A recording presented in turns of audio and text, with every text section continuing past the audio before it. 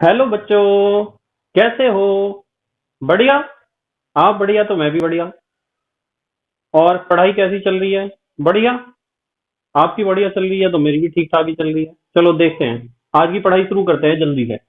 आज का हमारा टॉपिक है, सब बच्चे ध्यान से देखेंगे, क्लास 11th का यूनिट नंबर फर्स्ट का वीडियो नंबर 16।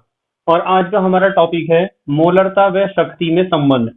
मोलरता व शक्ति में क्या संबंध होता है उसके बारे में आज हम बात करेंगे। ठीक है, तो सब बच्चे ध्यान से देखेंगे। देखो सब ध्यान से।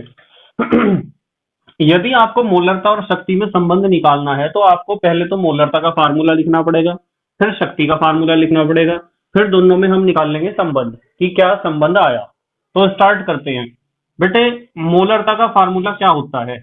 मोलरता का फार्मूला होता है भार बटे अणुभार गुणा आयतन, किसमें? लीटर में। भार बटे अणुभार गुणा आयतन लीटर में। और ये जो भार होता है ना बेटे, ग्राम में होता है। किसमें होता है? ग्राम में। ये तो हुआ मोलरता का formula. Weight upon molecular weight into volume of solution in litre. ये किसका वेट है? बी माने क्या होता है? विलेय। और ये मॉलिक्यूलर वेट या मॉलिक्यूलर मास किसका है? बी का, यानी कि विलेय का। ये तो लिख लिया हमने मोलरता का फार्मूला। अब हम लिख रहे हैं फार्मूला किसका? शक्ति या स्ट्रेंथ या ग्राम प्रति लीटर। शक्ति का फार्मूला होता है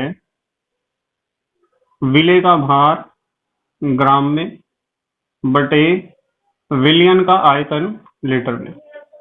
ये दोनों फार्मूले लिख लिए हमने। ठीक है, अब हम क्या करेंगे, इस फार्मूले को देखो बेटे, पहले फार्मूले को। आप मुझे यूं बताओ, पहले फार्मूले के इतने हिस्से को देख लो आप ध्यान से। इस हिस्से को देख रहे हो आप? इतने हिस्से में क्या है? विलेय का भार ग्राम में बटे विलयन का आयतन लीटर में। और ये क्या है? विलेय का भार ग्राम में बटे विलयन का आयतन लीटर में। तो इसका मतलब इतने हिस्से की जगह, इतने पार्ट की जगह आप क्या लिख सकते हो? एस। क्या लिख सकते हो? एस। तो मैं एस लिख रहा, तो इसलिए हमारे पास क्या संबंध आया? मोलरता या मोलरिटी इक्वल्स टू, इसकी जगह मैंने क्या लिख दिया? एस, शक्ति या स्ट्रेंथ। और अपॉन में क्या आ गया आपके पास? अणुभार। इसी फार्मूले को आप ऐसे भी तो लिख सकते हो कि यदि आपको किसी विलयन की शक्ति निकालनी है तो आप क्या करोगे?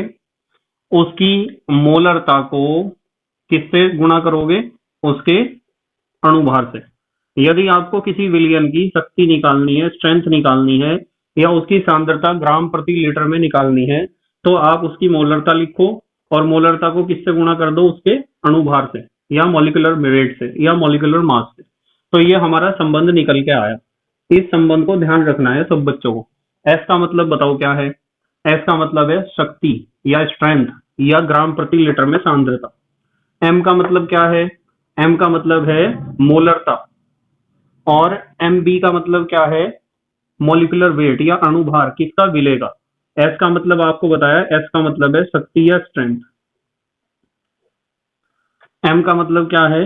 मोलरता। और एम बी का मतलब क्या है? अणुभार। किसका अणुभार? विलेय का। एक बात ये जरूर ध्यान रखनी कि ये विलेय का अणुभार है। ठीक है। तो इस तरीके से आप क्या कर सकते हो, यदि आपके पास ये तीन चीज है, एक दो तीन, तीन में से वो कोई सी दो चीज देगा और तीसरी पूछ लेगा। तीन चीजें हैं, तीन में से दो देगा और तीसरी पूछ लेगा। इस तरह के सिंपल से क्वेश्चन आप कर सकते हो अपनी बुक में से ढूंढ के कि यदि आपको मोलरता दे रखी और स्ट्रेंथ यानी शक्ति निकालनी है, शक्ति दे रखी और मोलरता निकालनी है, अणुभार तो निकालना आपको सिखा ही रखा है। ठीक है, बस आज के लिए इतना ही पढ़ेंगे। Thank you very much. That's all for today. Okay, bye.